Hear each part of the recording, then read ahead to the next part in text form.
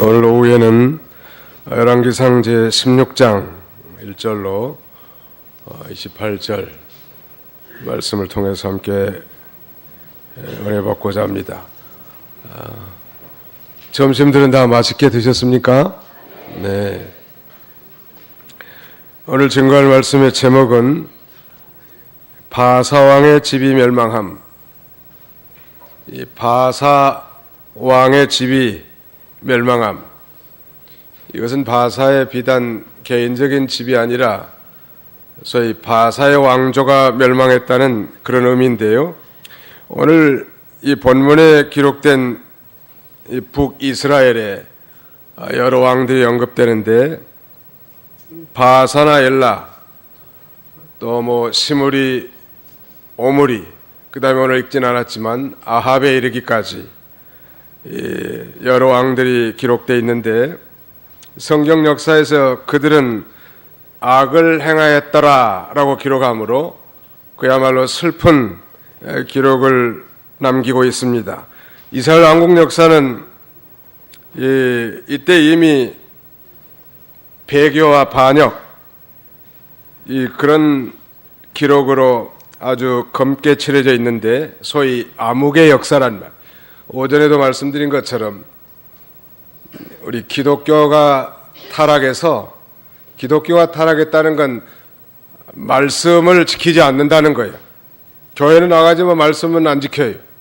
설교는 듣지만 말씀하고 자기하고는 아무 관계가 없는 인생.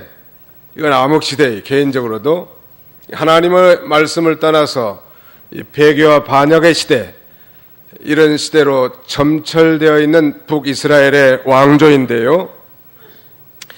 오늘 본문에 보면 이제 이 북왕국 이스라엘의 선지자 예후가 바사 왕을 책망하면서 하는 예언이 나오는데 1절 제가 읽어보겠습니다. 1절 이하에 여호와의 말씀이 하나님의 아들 예후에게 임하여 바사에게 대하여 말씀하시기를 내가 너를 티끌 가운데서 높여 내 백성 이스라엘의 주권자를 삼았는데 내가 여로보암의 길로 행하고 내 백성 이스라엘로 죄를 짓게 하여 그들의 죄로 나를 경록해 하였으므로 보아라 내가 바사와 그 집을 쓸어버려 느바세 아들 여로보암의 집과 같이 만들 것이다.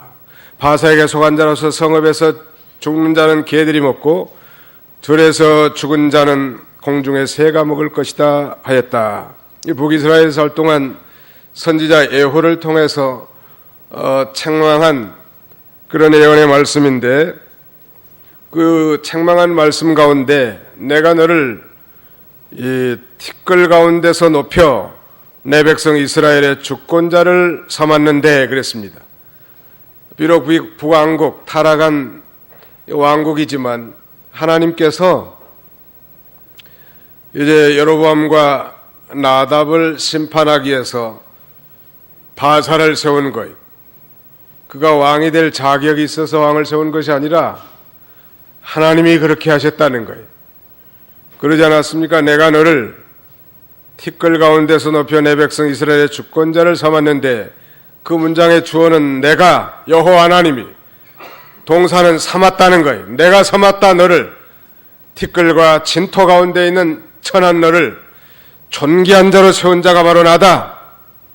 그러므로 내 뜻대로 나의 영광을 위해서 만약에 왕국을 통치한 삶을 살았더라면 엄청난 하나님이 복을 주셨을 텐데 하나님이 세우셨음도 망각하고 하나님을 거역하고 반역하고 여로보암의 길로 동일하게 걸어가므로 이 하나님의 노를 경록해 했다고 성경은 증거한 것입니다. 사랑하는 성도 여러분, 오늘 저와 여러분들도 창세전에 그리스도 안의 소리를 선택해 주시고 때가 되면 예수 그리스도가 성령으로 믿어지게 한 것은 하나님의 특별한 은혜란 말, 선물이고 믿으시기 바랍니다. 우리가 무슨 잘나고 뛰어나고 그래서 그런 거 아니에요.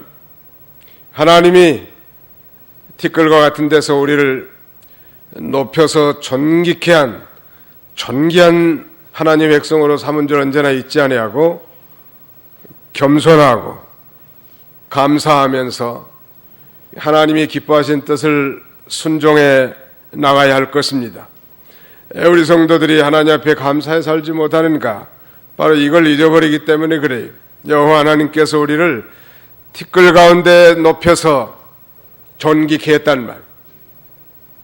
다윗왕은 비록 큰 실수, 그 죄를 범한 바 있지만 햇사람 우리아 일 외에는 하나님 마음에 합한 자라고 했는데요.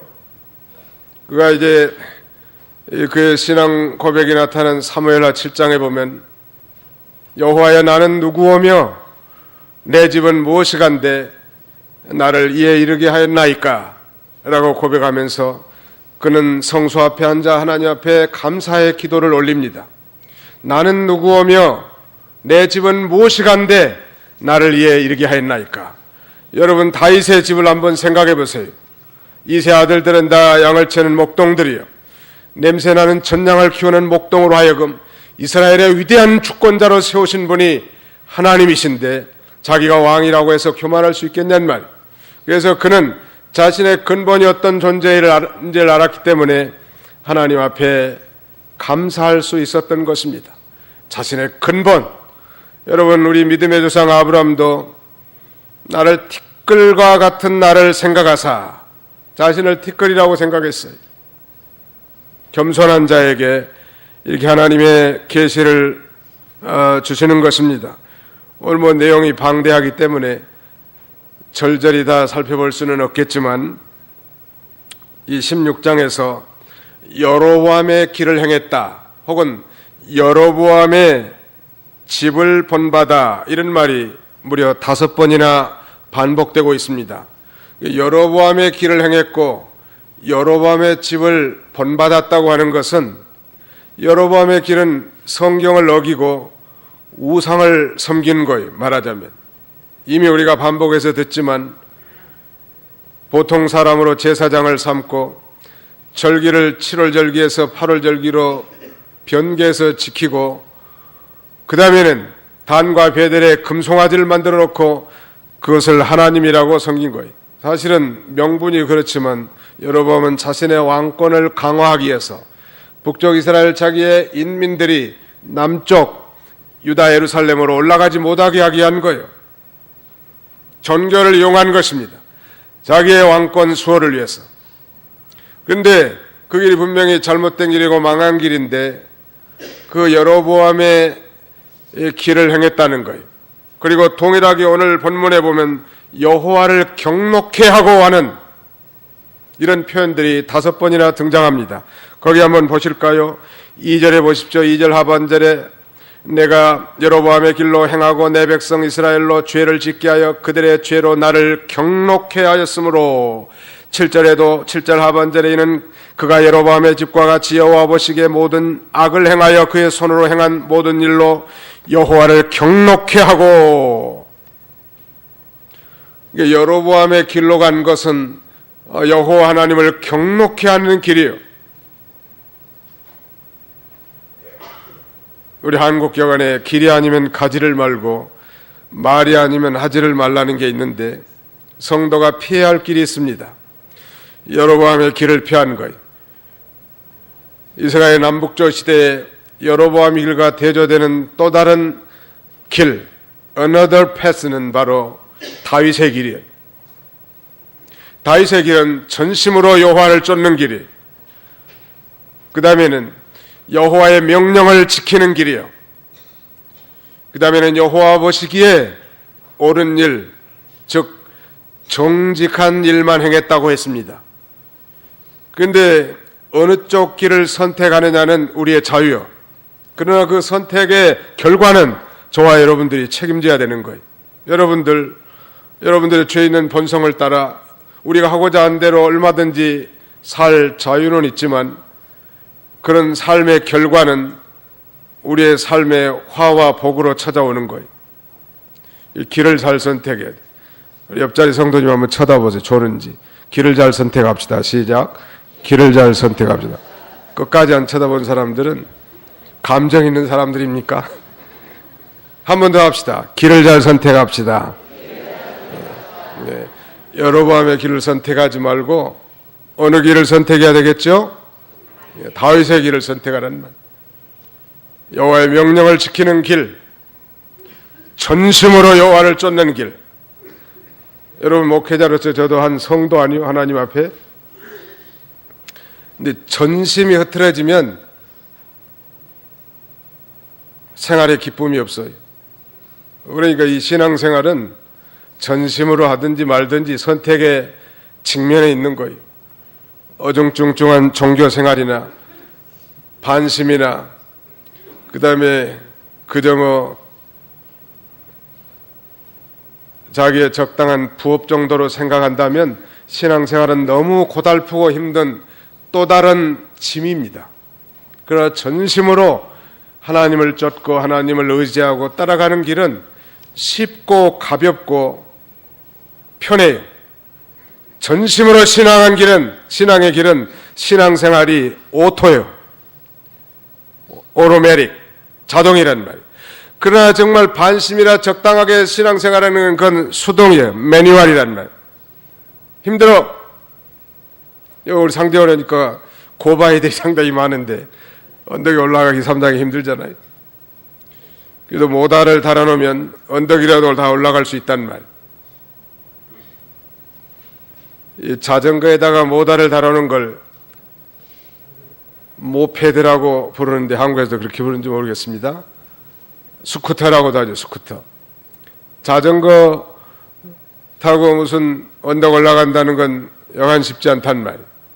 그리고 여기다 모다를 달아놓으면 저절로 올라가는 것처럼 신앙생활을 전심으로 하면 기쁘고 감사하고 쉽고 재밌고 힘이 나고 새 생명이 약동하고 즐겁고 여유가 있어서 다른 사람들도 돌볼 만하지만 그저 마지못해서 예배 시간에도 늦어지고 그 다음에 자신의 의무도 소홀히 하고 직분도 제대로 잘 감당하지 않고 하는 길은 힘들어요. 너무나 힘들어. 한 일주일 동안 세상에서도 힘들게 살다가 또 교회에 와가지고 또 다른 짐을 진다는 건 너무 힘든 일이에요. 그러므로 전심으로 쫓는 게 다윗의 길이에요. 그리고 하나님 말씀 지키는 것이 즐거움으로 지키는 거 아닙니까?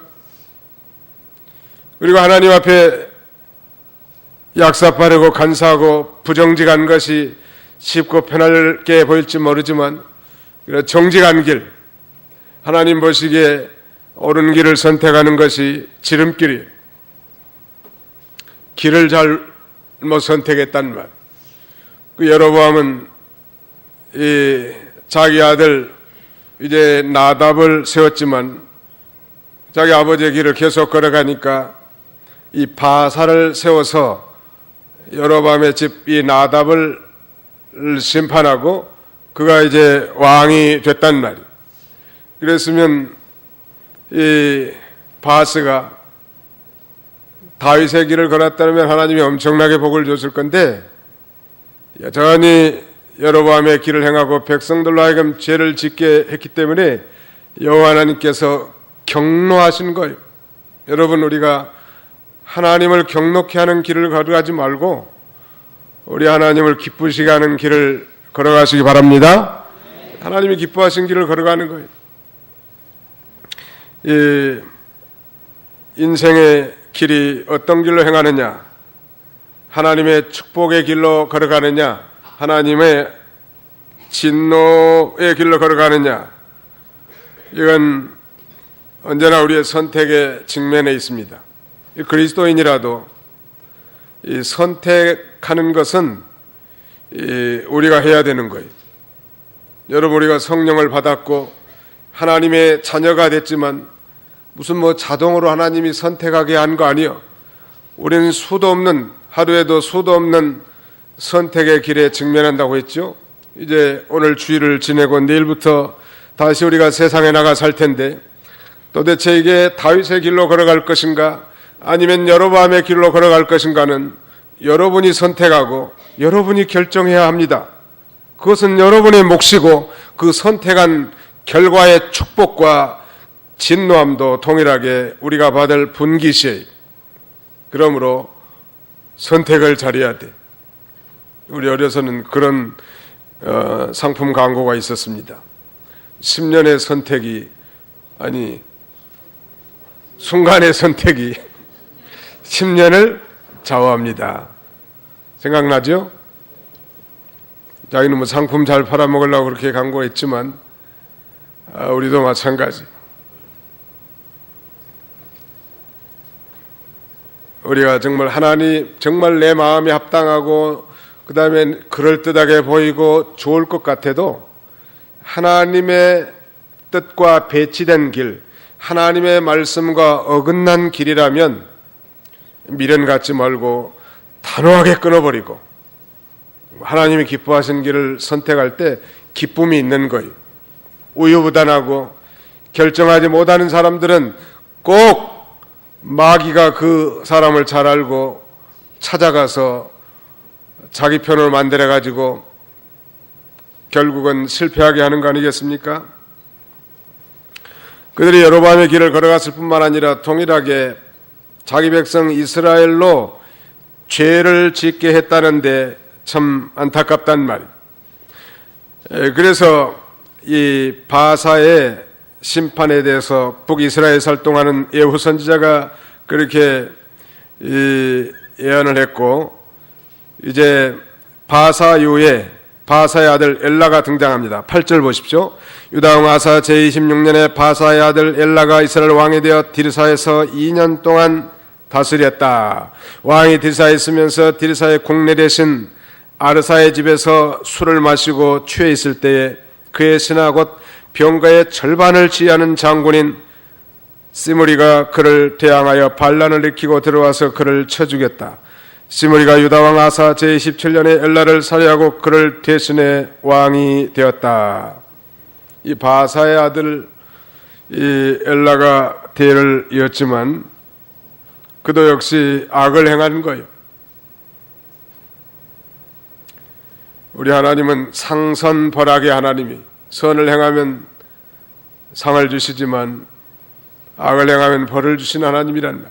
오늘날도 그것은 동일하게 적용이 되는 거예요. 아버지의 악을 회개하고 좀 바른 길 걸어갔더라면 참 좋았을 뻔했는데 여전히 악을 행하고 아버지보다 한술 더 떠서 이제는 그 국내 대신 아르사의 집에서 술을 마셨단 말. 왕이 왕궁에서 기도하고 하나님의 뜻대로 율법서를 묵상하면서 백성을 잘 다스려야 할 텐데 그 궁을 책임지고 살림살이하는 그 국내 대신 아르사의 집에 놀러 가가지고 거기서 술을 먹고 술 취해 있었단 말. 그때 북이스라엘의 소위 탱크 부대 절반을 맡고 있는 상당한 유력한 군장 시므리가 소위 쿠데타를 일으켜가지고 술 마시고 술 취하고 이 비몽사몽간에 있는 엘라를 쳐 죽이고 소위 정권을 탈취하는 거예요. 여러분 생각나십니까? 다니엘서 5장에 보면 느부갓네살 아들 이 벨사살 왕이 뭐 1000여 명의 귀인들을 불러놓고 과거의 선조 느부갓네살이 유다에서 빼앗아온 여러 성전 기구들, 성구들을 가지고 술 마시고 있는데 그 벽작의 손가락들이 나타나가지고 이 벨사살 왕의 심판을 예언하는 메시지를 읽고 벌벌 떨다가 그날 저녁에 심판받아 죽는 거예요. 여러분, 예수 믿는 사람들 술 마시면 안 돼요. 미국 가니까 사람들이 그런 얘기 하더라고. 목사님, 와인 한 잔 정도는 괜찮지 않을까요? 그래도 파티에서 와인 한 잔을 들어야 좀 분위기도 좀 우아하고 그 다음에 좀 기분도 나는데 그것까지 금한다는 건 너무 심한 거 아닙니까? 그러더라고. 그래서 저도 배운 대로 한 잔이 두 잔이 되고 두 잔이 석 잔이 되는 거지. 한 잔 마시면 한 잔만큼 취하고 두 잔 먹으면 두 잔만큼 취하는 거지. 실제로 뭐 포도주 한 잔을 마셔도 얼떨떨한 거예요. 안 드셔보셨어요? 잘 모르신 것 보니까 안 드셔보셨구만. 그래, 포도 주스는 참 좋을 것 같아요. 물론 이 포도 주스를 놔두면 발효돼가지고 알코올 성분을 갖기는 마련이지만, 아무튼 자문에는 너는 포도주를 쳐다보지도 말라고 했고, 이 경건한 신자들은 포도나무를 재배하지조차도 안 했습니다. 그러면 뭐 술 마시는 게 술 자체가 죄입니까? 그렇지 않아요. 성경에는 디모데에게 약용을 위해서 포도주를 마시도록 권면하는 데도 있어요. 그러니까 그 자체가 죄는 아니더라도 술 취하는 것은 다른 죄를 유발시키는 중대한 영향력이 있는 거예요. 여러분, 직장인 셀러리맨이나 사업을 하는 그런 사용자들은 이 술을 마심으로 정사를 판단을 잘 못하게 하는 거예요. 2차적인 죄를 범하게 하기 때문에 아예 술을 입에 대지 못하게 하는 거예요. 술 마시다가 이렇게 비참한 최후를 맞게 된 것입니다. 여전히 우상을 섬기고 성경을 변경시켜서 여로보암의 길을 걸어갔을 뿐만 아니라 그렇게 된 거예요. 그리고 시므리가 소위 왕권을 탈취하고 이 7일 동안 왕권을 유지하게 됩니다. 11절 보실까요? 그가 왕이 되어 보좌에 앉게 되자 바사의 온 집을 쳐 죽였으며 남자는 그의 친척이든 친구이든 한 명도 남겨두지 않았다. 시므리가 바사의 온 집을 전멸시키니 여호와께서 선지자 예후를 통해 바사에게 하신 말씀대로 되었다. 이는 바사의 모든 죄와 그의 아들 엘라의 죄 때문이니 그들이 스스로 죄를 지었을 뿐 아니라 이스라엘로 죄를 짓게 하여 헛된 것들로 여호와 이스라엘의 하나님을 경록해 하였기 때문이다. 엘라의 남은 행적과 그가 행한 모든 것이 이스라엘 왕조실록에 기록되어 있지 않느냐. 선지자가 예언한 대로 그대로 성취된 거예요. 예언 필성, 예언은 반드시 성취된다는, 우리 성경은 다 예언의 말씀이고 약속의 말씀이기 때문에 반드시 성취될 거예요. 이제 한 가지 성취되지 않은 게 있는데, 예수님의 재림 사건, 이것도 반드시 그대로 성취될 것입니다. 믿으시기 바랍니다. 유다왕 이제 15절을 보십시오. 유다왕 아사 제27년에 시므리가 드리사에서 이랫동안 왕이 되었다. 그때 백성들이 블레셋에 속한 기쁘돈을 치려고 진을 치고 있었는데, 진을 치고 있던 백성들이 시므리가 반란을 일으켜서 왕을 죽였다는 소식을 듣고 온 이스라엘이 그날 진영에서 군 지휘관 오므리를 이스라엘 왕으로 세우고 오므리와 온 이스라엘이 함께 기쁘돈에서 올라와 디르사를 포위하였다. 시므리가 성읍이 함락되는 것을 보고 왕궁의 요새로 들어가 스스로 왕궁에 불을 지르고 죽었으니, 이는 그가 지은 죄들 곧 그가 여호와 보시기에 악을 행하고 여로보암의 길과 그가 행한 죄 가운데를 행하여 이스라엘로 죄를 짓게 하였기 때문이다.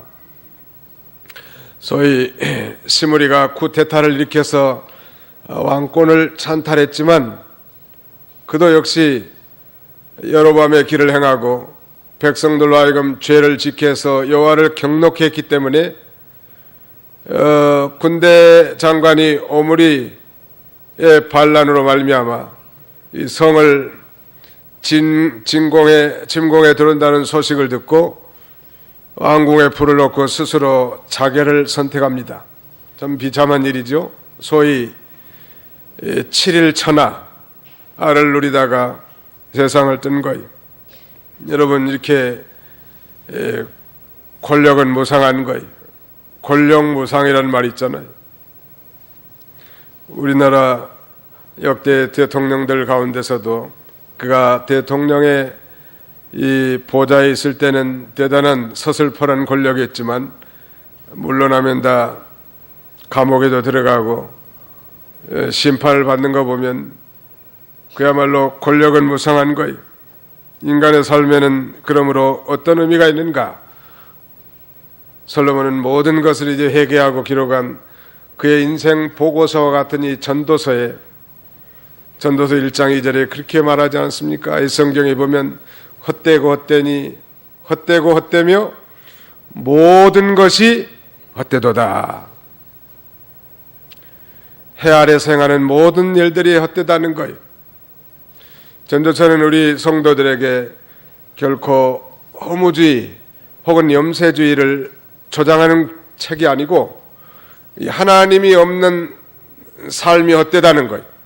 하나님이 없이 쟁취한 권력이 헛되다는 거예요. 하나님이 없이 쟁취한 학문이 헛되다는 거예요.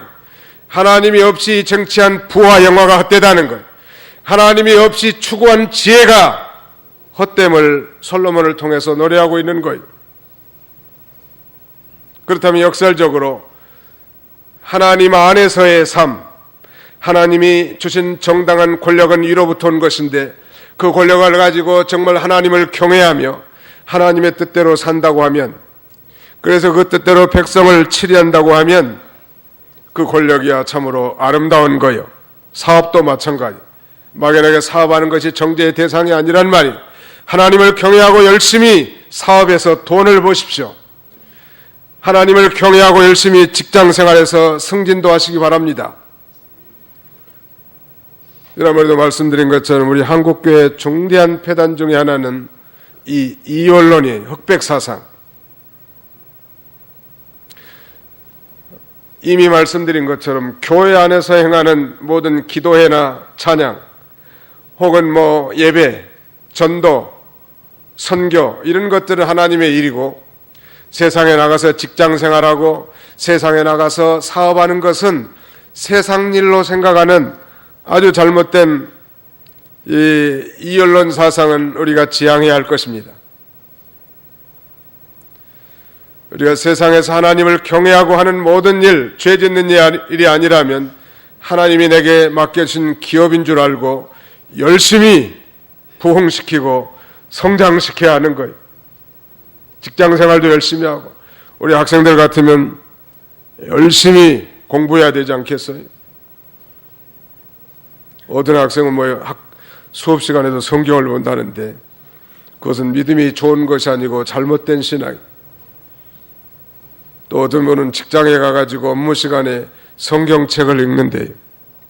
굉장히 믿음이 좋은 것 같지만 아주 삐뚤어지고 잘못된 신앙이. 직장에서는 사용자의 마음에 맞게 열심히 일을 해야 할 것입니다. 그래서 그 기업의 이익을 창출하는데 그 앞장서야 될 텐데 그 업무 시간에 성경을 읽는다든지 교회 주보를 만든다든지 그런 건 잘못된 거예요.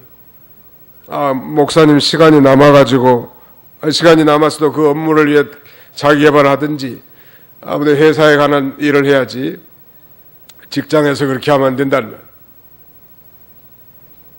하나님을 떠난 인생, 그것은 헛된 것이지만 하나님을 모시고 사는 삶, 그건 모든 것은 아름다운 거예요. 존귀한 거예요. 믿으시기 바랍니다.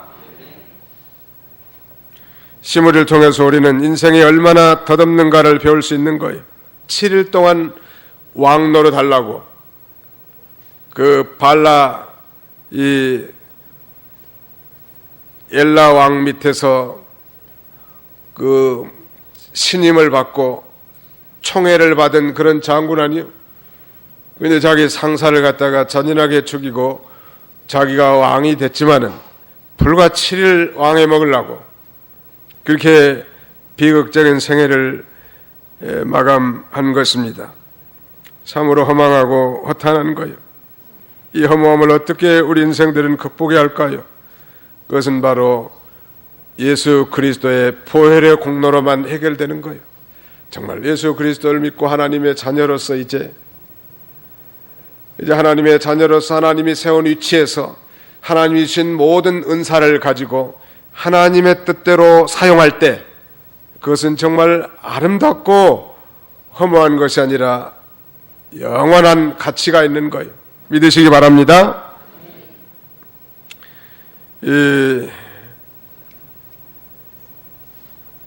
오늘 시므리의 7일간의 영화를 통해서 우리가 배울 수 있는 교훈은 하나님의 공의로운 도가 무시된 사회의 최후가 헛되다는 거예요.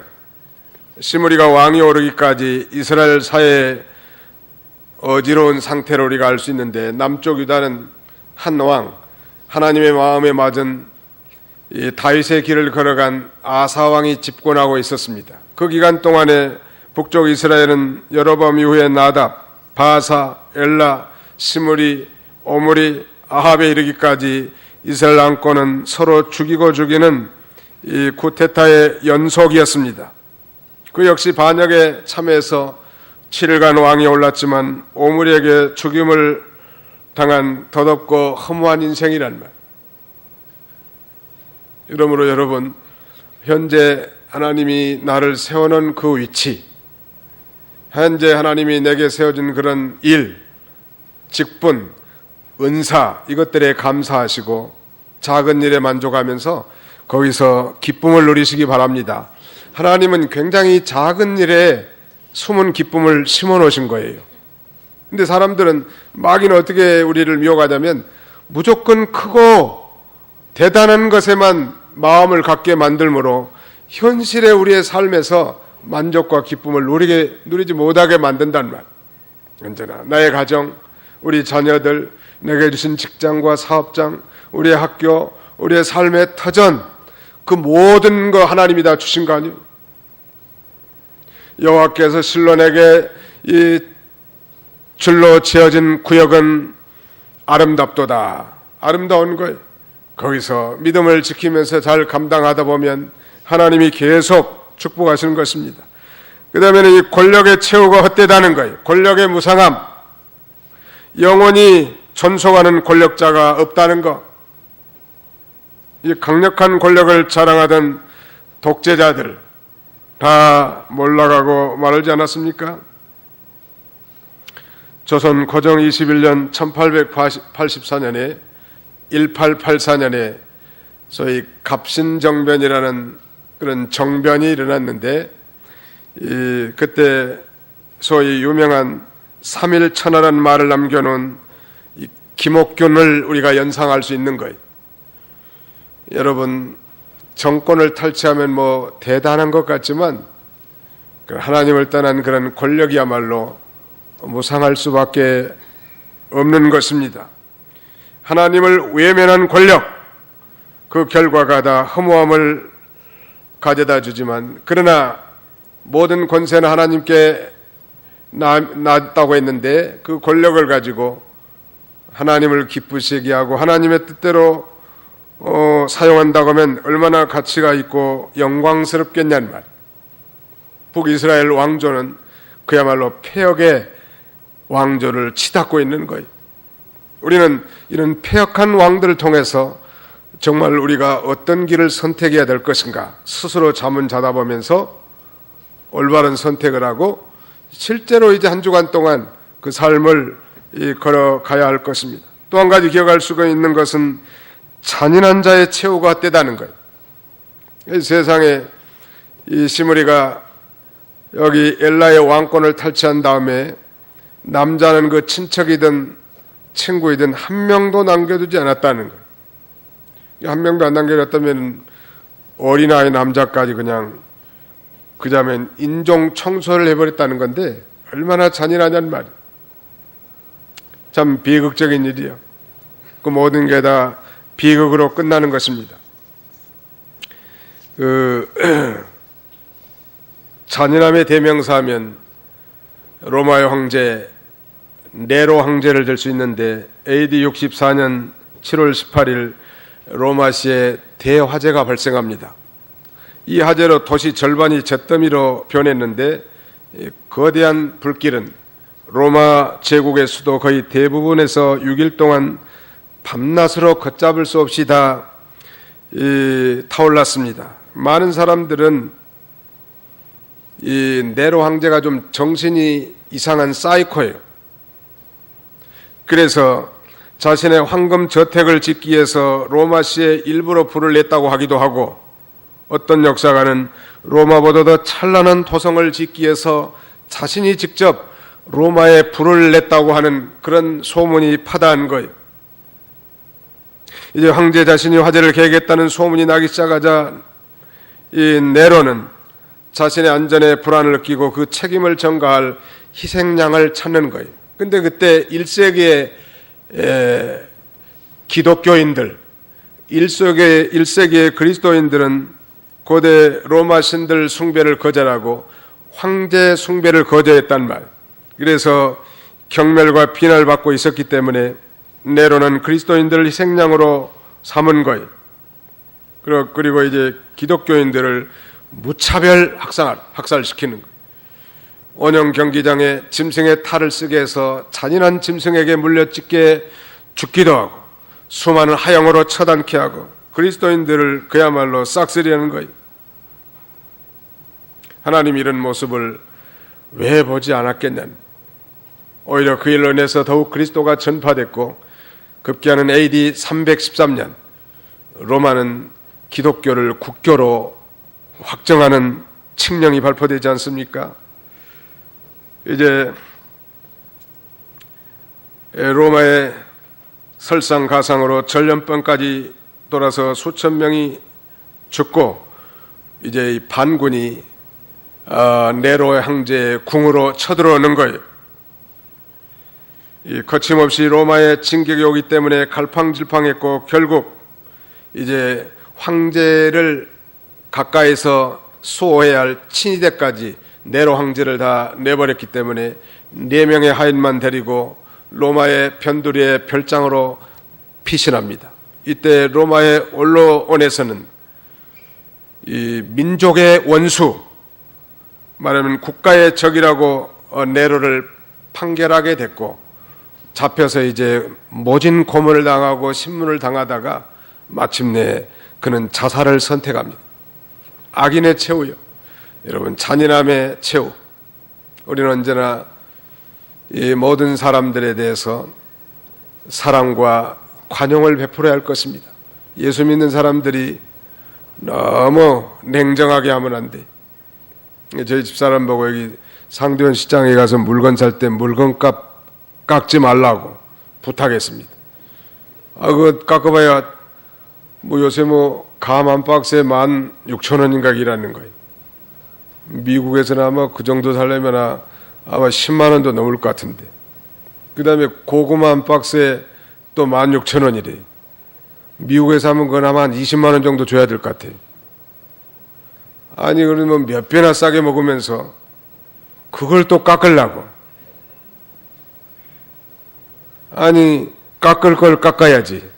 문둥이 코송에서 무슨 마늘씨를 빼먹는 것처럼 말이요.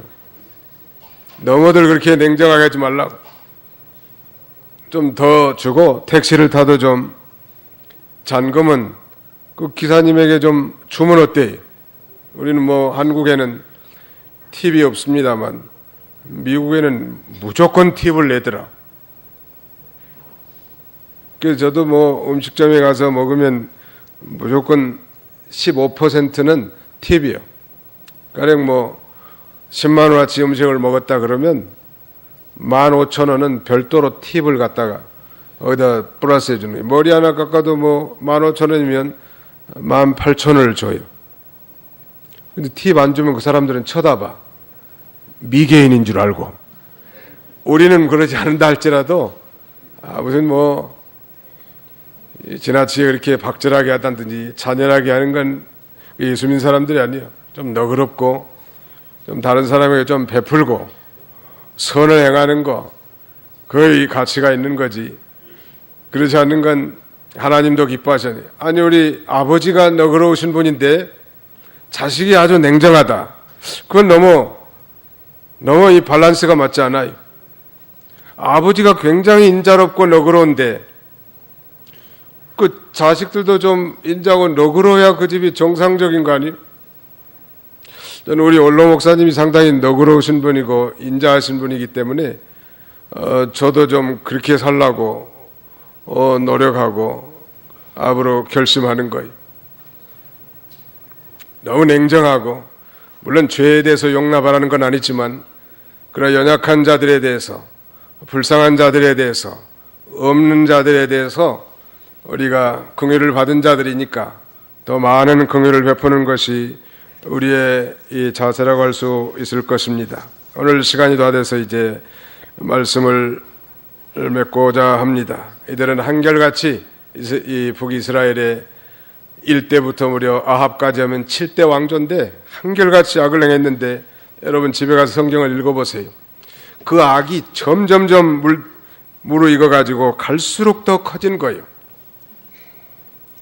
참 이거 부풀어 오른 거예요. 그래서 이제 7대 아합 왕은 이전 누구보다도 더 악을 행하는 거예요. 나라도 안정되지 않았어요. 처음에는 세겜의 수도를 정했다가 딜사로 옮겼고 이제 오므리 왕 때는 사마리아로 또 수도를 천도한 거예요. 수도를 그렇게 자주 바꾼 것은 나라가 안정되지 못하고 불안한 증거인 거예요. 아니 수도가 정해졌으면 잘 나가야지 왜 바꾸냔 말이에요. 그러니까 여러 가지로 불안한 거예요. 교회도 마찬가지.